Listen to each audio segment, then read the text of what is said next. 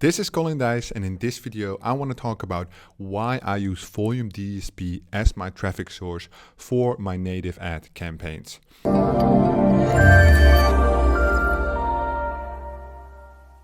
So in my recent videos, I've been using Volume DSP, a demand-side platform, to run my native ad campaigns. And a lot of you guys have been asking me, Colin, why don't you run directly with the native source?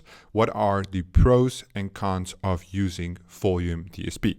So in this video, I will show you exactly what the pros are, what the cons are, and why my personal choice goes to Volume DSP. So I'm logged into the DSP right now. You can see my balance here. I'm actively spending every day, and you have an overview of all the ad exchanges, which is basically my first point. The DSP is a collection of different native ad exchanges combined into one demand-side platform. So the DSP is connected to 1, 2, 3, 4, 5, 6, 7, 8, 9, 10, 11, 12, 13, 14, 15, 16, 17, 18, 19, 20, 21, 22 different native sources. So you can imagine that when you run on these 22 sources, or at least you want to test everything, right? You go to, let's say, 22 different tabs.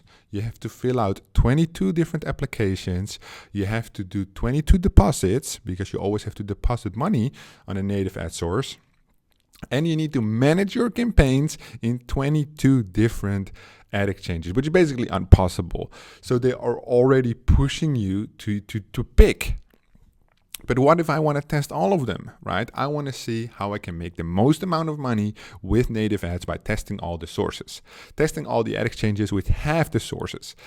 Well, the DSP is therefore very efficient, right? So I haven't been running native for like years or whatever. I have been running natives for a couple of months now, and been doing that very successfully through the DSP, right? That's my thing. So you can imagine that if you would, let's say we use Outbrain as an example, Outbrain minimum deposit, minimum deposit. Okay, minimum cost is 10 days a day, but they don't have a minimum deposit. Let's see a different one. Okay, $100, right? $500. Taboola, $100.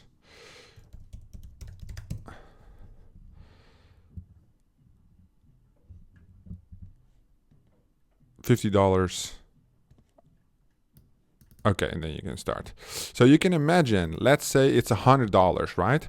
Which means if you want to test them all, you only have $100 to test. So let's say you have 2,500, then you split it up. They all have $100, but you cannot really test properly with $100 on one source, right? So that's confusing. Basically, they make you pick one source, one ad exchange to run on. So the DSP therefore allows you to run through all these ad exchanges to see where your offer converts best. Obviously, the minimum deposit for Volume DSP is $500, but it allows you to run all these different ad exchanges without getting approved, without getting 22 different windows. It's all managed here. So I use the volume tracker, and it integrates with the DSP, obviously, because they're both from the same owner, Volume, right? It says volume tracker, Volume DSP. So that's really powerful. Why? Because I can optimize my campaigns directly one-on-one in my tracker. So I can actually turn off placements. I can optimize on operating systems. I can change my bids all from one screen for all these 22 ad exchanges. So even when I do launch campaigns, I don't have to go to the actual ad exchange to change my bid, to remove placements, nothing like that. It's all in one window. Efficiency-wise, if you're running one campaign, it doesn't matter much, right? But we are running campaigns, right? We're spending a good amount of money per day trying to make these native ads work. So in the Volume DSP, it allows you for a lot more efficiency, which is also very important in business because time is money, right? So that is very important. And another thing, so it's basically efficiency, number one. Low minimum deposit, because you don't have to stretch it to go all the exchanges. So it's not, let's say, 2.5K if you want to test everything. The minimum deposit is 500. If you want to test one source, it's only $100, right? What you've seen mostly, but that's only one ad exchange. Then, important, efficiency, which I already said. Testing and optimizing all in one overview. It is because I'm using Volume, right, the tracker with the DSP, that it all goes a little bit more smooth. But you can imagine, depending on what you use, it might be quite beneficial. So I want to show you guys one thing, right? When I click on New DSP Campaign and I choose Native, I go to targeting. This is powerful. This is what I like. Okay, so let's say I make one campaign, right? And then I say, I want to run this campaign on these 5 ad exchanges at the same time. However, I don't want them all in one campaign. So instead of going to AdMixer, AdNow, AdThink, Engagea, and Imonomy, I don't have to do that. I have the auction type here, second price, first price. I have the divide in mobile to desktop ratio. I have the high volume countries, and I have the top verticals. So this is all trading. So I will run a trading campaign, right? Then what I do is I do one campaign for each selected exchange. See? So now it says Volume DSP, one for AdMixer, one for AdNow, one for AdThink, one for Engagea, and one for Imonomy, right? 5 campaigns. However, I also want to split test per device. So what I do is I select all these devices and I say one campaign. So now it says AdMixer mobile, AdMixer tablet, AdMixer desktop. Super powerful, as I only have to make the campaign once, and it makes 15 different topics. And you can imagine how it goes. The more you select, the more that filters out, right? The more options you get, which for me is again a huge time saver. So on different levels, it is saving me a lot of time. You know, I have a media buying business. We do a lot of content. We do a lot of coaching. We do some new product development. We have a new forum. We have all these YouTube videos. We reply to every comment. We have a Facebook group. So we have so many things going on that I cannot stare at the fucking media buying ad exchanges, spend 4 hours per day on it. I need to log in the morning, spend up to 45 minutes, log out. I check 10 minutes at lunch, and then I check in the evening again 45 minutes. So I do spend some quality time per day on the media buying process. Don't get me wrong, but that amount of time would go times 5 if I wouldn't use the DSP, right? Okay, one con about the DSP, because it's not all fair. These people need to make money, right? It's a business. So what happens is, I don't know the exact business model behind the DSP, but I can figure it out, right? So my assumption is that per bid I do, let's say I bid $1, I get $1 for one click, and then they charge me like 1 cent. So the actual click costs 99 cents, and they just add 1 cent to make it $1, so they make money. Which I would say, I estimate that they would charge you 1% of your ROI-ish over total cost. Because if you're spending like 10K a day, they make like $100. Does it make sense? Yeah. They make like $100, which I think is fair with the amount of people they have running, with the kind of budgets. Because people on native, they spend quite a bit of money. However, now you know you can get started with a lower budget.